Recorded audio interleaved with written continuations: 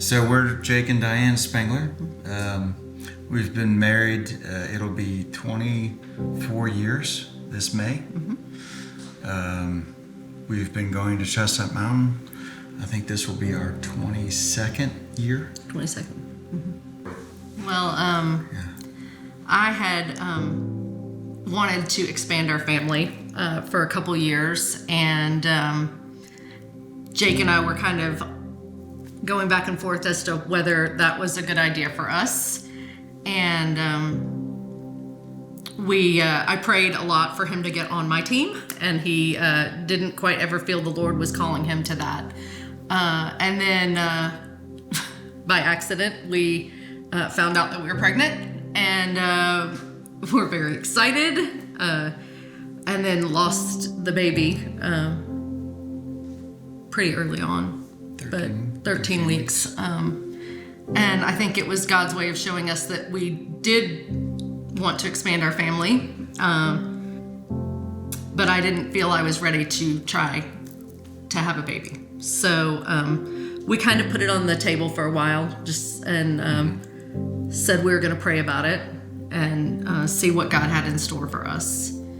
And in the meantime, my youngest son, Camden, was in Boy Scouts, and they had a service project one day that fell through, and so the Girl Scouts asked us to jump in with them and do the service project with them, which was making bags for foster children. And he had lots of questions, and he came home and he said, "Why don't they have bags?" And I said, "Well, baby, they have to leave their house quickly sometimes." And he said, "Well, why don't they have family?" And I said, "Well, they do have family, but a lot of times the family can't always take care of them the way they need to be taken care of." And I said, "So families who can step forward and help them." And he said, "Well, what do they need to do?" And I said, "Well, they just have to have room and they have to have love." And he said, "Well, we can do both of those." That's when I think God pricked our heart about fostering. And then I ended up going back to work at his school, teaching in special ed. And one day, a new student walked in to our class and was in foster care. And she was not in a good environment, even in the foster care system. And we were having to bathe her at school and wash her hair and bring her clothes, and it broke my heart. Yeah, I mean, the foster parents were abusing her. I mean, she was using a pot in her room for a bathroom. And it tore her heart out. And she literally was asking Diane if she could go home with her. And so obviously God is starting to build momentum. And we actually did try to become quick foster parents. And from a newbie, we thought that was possible, but you can't. There's a lot of different steps. There's a lot of training. There's a lot of certification you need to go through, and it wasn't possible. So it was December of 2018, and I was driving back from work coming across Beaufort Dam, and I just heard on the radio about Clark's Christmas Kids and how they do all the Christmas for the foster kids in the system. And I crossed the end of the dam and just felt the presence of God, is all I can say. It wasn't, I didn't see a vision or anything like that, but it was just very, very clear to me that God wanted us to foster. So that night we had a date night, and note to everybody that's watching, don't bring this up on your date night. But I did, and ruined the date night.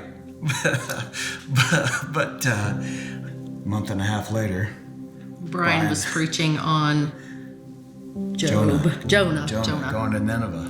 Yeah.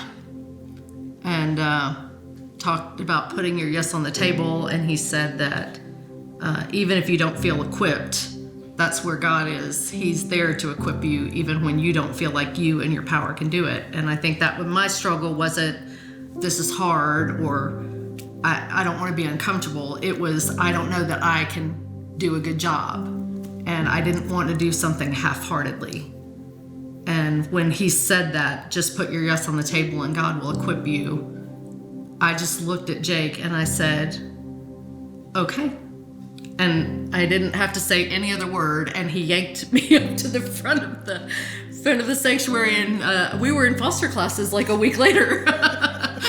So we moved pretty quick at that point, and by April of 2019 we were a certified household and began fostering kids. Well, we had 12 kids in our home in a matter of 6 months. 3 sets of 3, and then 1 little baby. And then we got a call for a little boy who was 4, and he had a sister that had just been born but was in the hospital, and they did not think she would make it.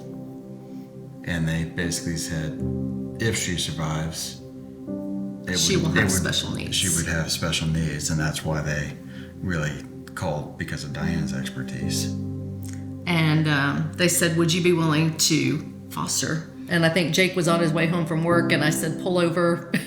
We got to pray about this. I pulled over on the drive home, and we prayed about it. And because in foster care, and you get an hour, they call you and they say, here's the basic details that we have, and which are rarely right. And let us know in an hour. And he was at our doorstep that night. And he didn't speak English. Spoke no English. And he wasn't potty trained, and he was terrified. Yeah. And they called us and they said, she survived. She will never walk. She will never talk. She will probably never eat my mouth. They're like, but we'd like you to come and meet her. And so Thanksgiving, we drove down to the hospital and we pulled over, and I said, if we meet her, if we walk in there and meet her, she's ours. Like, that's our baby. And we could only go in one at a time because of COVID, I think at that point. And so I went in, and I knew the moment I saw her that she was going to be our daughter. And so it took 2 months in the hospital to get her strong enough to come home with us. And we had to learn a lot of medical things to take care of her. But 2 months to the day later, we brought her home.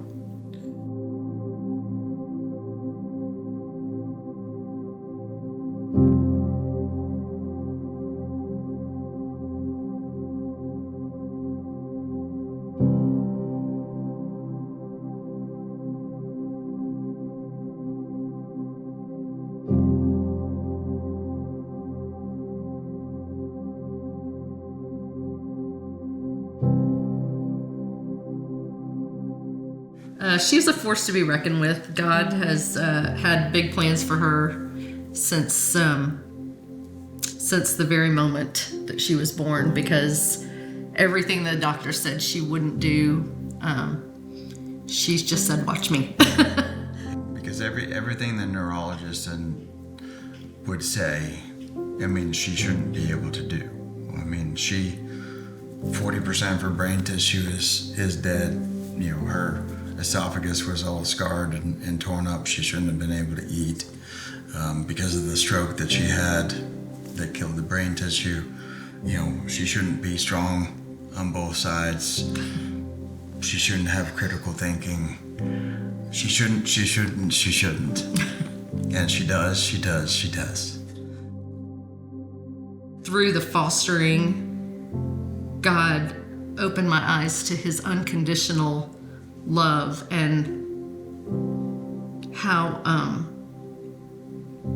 it wasn't about me, my good, my bad. It was about his unconditional love for me, and how we could love these kids that came in that were strangers and love them instantaneously. And there were many times where I would be having conversations with the kids or my own kids, and I would literally hear God speak to me and be like, that's what I'm saying to you. Like, you're my child, just like they are. And how wonderful, how freeing it finally felt to just know how much I was loved by the Savior. I think one of the things that showed up for us is a lot of times taking a step is obviously inconvenient or uncomfortable, putting that yes on the table. And that's deliberate. One, it's for obedience, but two, it's for growth. We can all come up with 1,000 reasons of why we don't take action on something God might be calling us to do. And I think this experience really opened us, one, to make us more comfortable in saying yes to different things and seeing what God does. And he certainly doesn't promise that it's going to be easy. But he wants an obedient and a willing heart. And what he can accomplish with an obedient and a willing heart, whether it be in foster care and adoption, or whether it be on the mission field, or even in local missions, your food pantry, etc., can be absolutely amazing if we're just willing to be inconvenienced and be open, be willing, and be available. And God's going to do some tremendous things with each and every person that's willing to be there and put that yes on the table, as Brian says. So.